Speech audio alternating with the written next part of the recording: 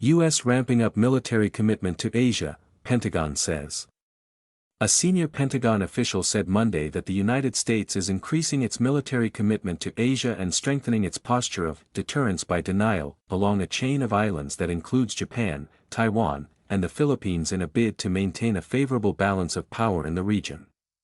Elbridge Colby, Undersecretary of War for Policy, made the remarks in an August 10 speech in Manila, where he sought to dispel concerns that President Donald Trump's broader effort to reduce U.S. military burdens overseas would translate into a retreat from Asia. America is definitely not disengaging from Asia, Colby said. We are not leaving. In fact, we are digging in to ensure a favorable balance of power where it matters most. Colby said U.S. interests are more engaged than ever in the Indo-Pacific and described a strong and growing U.S. investment in the region, both militarily and economically. Maintaining the regional balance of power, he said, requires a posture of deterrence by denial along the first island chain, the arc stretching from Japan through Taiwan and the Philippines toward Borneo. Deterrence by denial is an approach that aims to position enough military capability in a given region to make an enemy attack difficult to carry out successfully, rather than relying on the threat of retaliation to discourage aggression. Partners, not protectorates. Colby said the Pentagon is expanding its forward posture, accelerating delivery of combat capabilities to the region, building the physical infrastructure needed to sustain a denial defense, and hardening its military footprint. We are actively building a strong denial defense to back up a peace-through-strength approach of a lastingly favorable balance of power in Asia, Colby said, adding that the approach includes prepositioning military assets in the Western Pacific, along with deeper interoperability with regional allies.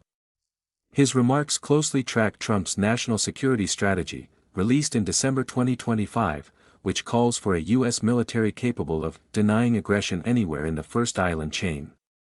The strategy says Washington should press allies and partners along the island chain to provide greater access to ports and other facilities, increase defense spending, and invest in capabilities specifically designed to deter aggression. This will interlink maritime security issues along the first island chain while reinforcing U.S. and allies' capacity to deny any attempt to seize Taiwan or achieve a balance of forces so unfavorable to us as to make defending that island impossible, the strategy states.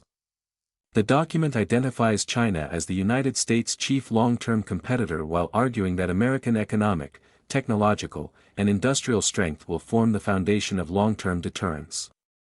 Colby did not mention China by name in his Manila speech, although his references to preventing regional hegemony and establishing a denial defense closely echoed language used by Secretary of War Pete Hegseth in Singapore in May. When we look across the region today, there is rightful alarm regarding China's historic military buildup and the expansion of its military activities in the region and beyond, Hegseth said at the Shangri-La Dialogue on May 30. Hegseth said Washington would respond not through needless confrontation, but through measured and deliberate strength. We will build and sustain a strong denial defense in the Western Pacific that ensures aggression is infeasible, escalation unattractive, and war deemed irrational, he said. Colby said in Manila that the increased U.S. commitment comes with an expectation that Asian allies will assume a larger share of the military burden.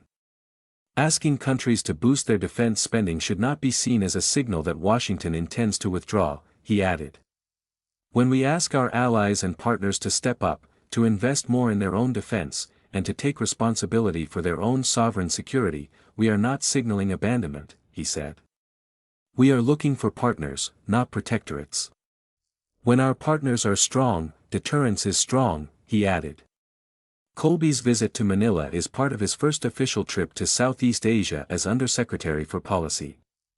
He is also scheduled to visit Indonesia, Thailand, and Cambodia.